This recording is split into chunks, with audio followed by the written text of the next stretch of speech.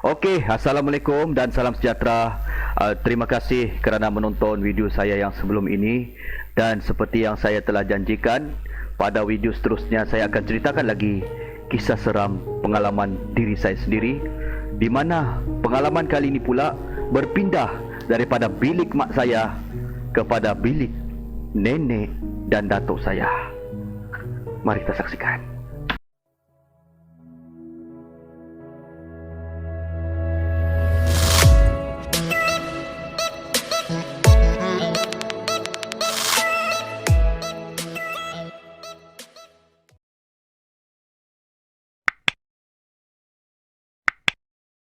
Okey, kisah pada kali ini pula saya ingin ceritakan berlaku pada tahun 1994. Umur saya masa tu masih 3 tahun, tapi adik saya belum ada lagi. Adik saya yang kedua belum lahir lagi pada masa tu. Bulan berapa, tanggal berapa, itu saya memang tidak pasti, saya tidak ingat. Tapi setahu saya kejadian tu adik saya belum ada lagi, berarti dia sebelum bulan Oktober. Lebih kurang macam itulah. Bilik nenek aku ni masa tu memang special. Sebab kenapa? Ada penghawa dingin sana. Ya, penghawa dingin jenama singa. Okey, seperti yang anda tonton sekarang ni. Banyak mainanku sampai sebakul begitu. Dan antara mainan-mainanku yang paling banyak sekali, tak lain tak bukan Ultraman. Sebab aku memang betul-betul minat Ultraman. Sampaikan di bilik, depan bilik nenekku tu, yang ada ikon aku cakap tadi tu, ada poster Ultraman juga di situ. Poster Ultraman tu pula, seingat aku, nenekku beli daripada Malaya. Nenekku panggil Semenanjung tu Malaya. Dia baru pergi Semenanjung, dia mungkin jumpa Ultraman, dia tahu aku gila betul sama Ultraman ni.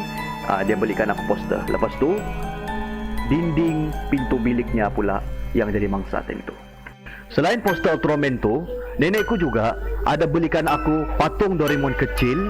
Lepas tu ada 3 Ultraman sama 2 patung dinosaur hijau. Yang patung ni patung plastik yang memerlukan udara di dalamnya supaya dia berkembang. Lebih kurang macam pelampung lah juga. Jadi selepas tu saya betul-betul excited. Saya ingat lagi masa tu masa malam nenekku sampai. Bukan malam, petang masa tu. Jadi malam tu saya terus bergambar bersama patung-patung tu. Inilah gambarnya. Setiap malam akan ada permainan-permainan menjadi pilihanku. Yang mainan yang aku anggap begitu special, terutamanya mainan-mainan yang baru, untuk aku jadikan teman tidurku. Biasalah masa tu saya masih lagi anak tunggal, tiada kawan.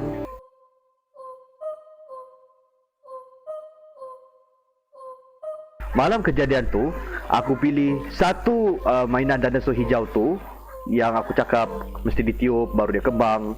Kalau tidak udara di dalamnya dia kucup macam pelampung.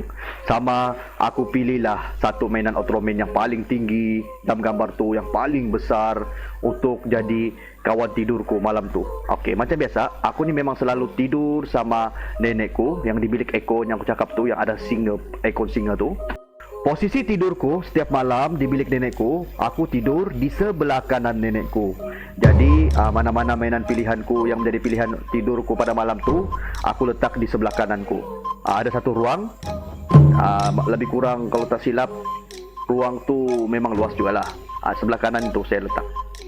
Pencahayaan bilik nenekku tu tidaklah seteruk macam bilik mamakku yang aku ada cerita pada video sebelum ni. Bilik tu dia samar-samar. Apa-apa objek kita nampak tapi tidak dengan jelas lah. Okey, jadi malam tu mainan yang aku letak di sebelah kananku tu, dinosaur hijau sama Ultraman tu. Ultraman tu aku kasih limpang.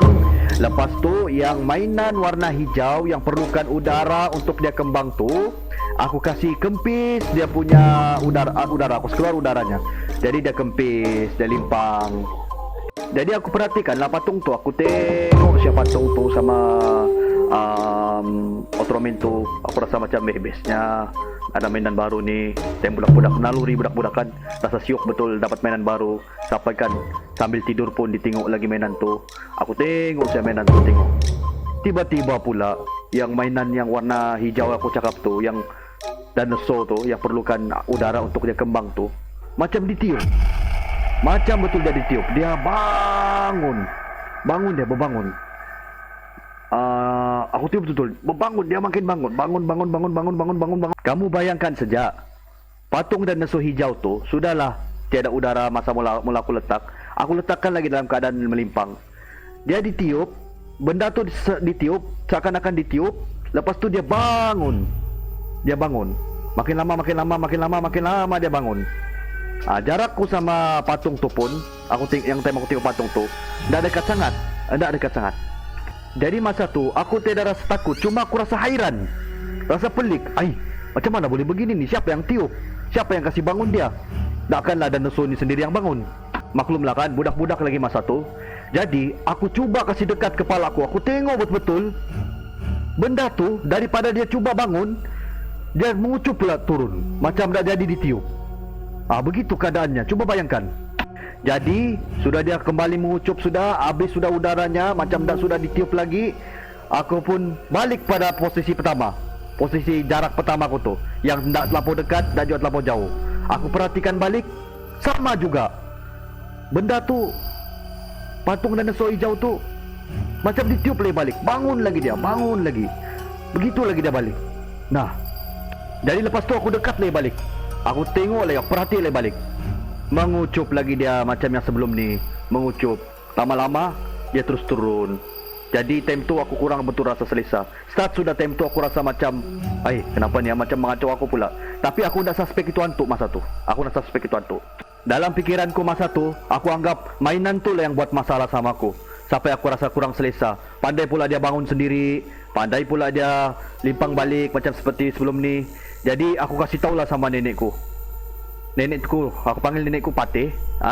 Jadi ulang Patih aku bilang masa tu. Buanglah mainan ni Patih. Terus Patihku pun heran. Kenapa pula budak ni tiba-tiba mau buang? Baru juga aku belikan dia. Kenapa kau mau buang mainan ni? Bilang Patih masa tu. Kenapa kau mau buang? Ini kan mainan kau. Masa tu aku cuba mau kasih cerita masalah tu, tapi aku pun dah tahu mau cerita apa. Aku dah tahu macam mana memulakan penceritaanku supaya aku mau kasih percaya nenekku yang benda tu bangun. Memang aku mau bercakap tapi seakan-akan mulutku terkunci. Macam tu. Aku mau kasih faham. Nenekku pun heran masa tu. Dia pun dah tahu hal-hal mistik macam ni kan. Lepas aku kasih tahu nenekku, aku keluar sekejap daripada bilik nenekku tu. Aku lepak sekejap sama makcikku. Masa tu makcikku masih lagi bujang. Makcikku belum lagi tidur. Jadi aku lepak situ. Aku sebenarnya cuba mau kasih tahu masalah tu, tapi aku yakin masa tu dia pun tak akan faham apa aku punya permasalahan masa tu. Jadi aku cari jalan. Macam mana jalan untuk aku tak kena hadap lagi benda macam ni. Aku tunggu nenekku tidur, keluar daripada biliknya. Masa tu tiada nenekku di bilik nenekku tu. Aku buka tingkap bilik tu. Aku ambil mainan tu dua-dua. Aku buang dari tingkap. Jadi itu secara penyelesaianku. Lepas tu alhamdulillah, tiada sudah lagi gangguan. Dan tiada sudah lagi aku berani-berani bawa mainan sambil tidur masa tu. Sebenarnya pengalaman macam ni pun bukan aku satu orang saja yang pernah hadapi di Golden Gate tu. Yang paling puas sekali menghadapi bapakku lah sendiri. Sebab Golden Gate ni bapakku tinggal dari usianya tingkatan 2 lagi. Sebelum tu dia tinggal di tempat lain. Jadi macam-macam lah, yang macam jenis barang-barang permainan ni pun dorang pernah alami. Bapakku pernah alami, mamaku pun pernah alami. Jadi yang paling banyak sekali kena bapakku lah. Dia memang banyak pengalaman pasal ni.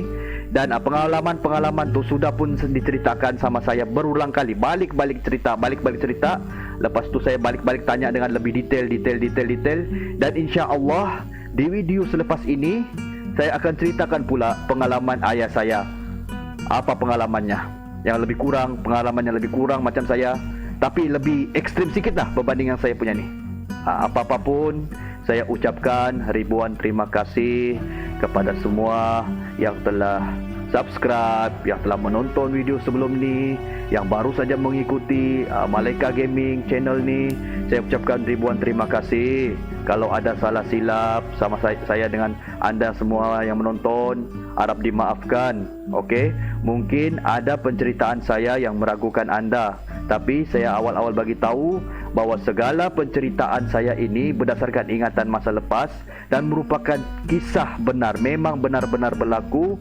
Tiada unsur tokoh tambah supaya ianya menjadi lebih menarik, lebih menyeronokkan. Memandangkan kita ingin menghasilkan suatu kualiti penceritaan yang asli, kita kekalkan keaslian supaya cerita yang saya cerita ni bila disampaikan dengan orang lain dia masih lagi asli, tiada tokoh tambah.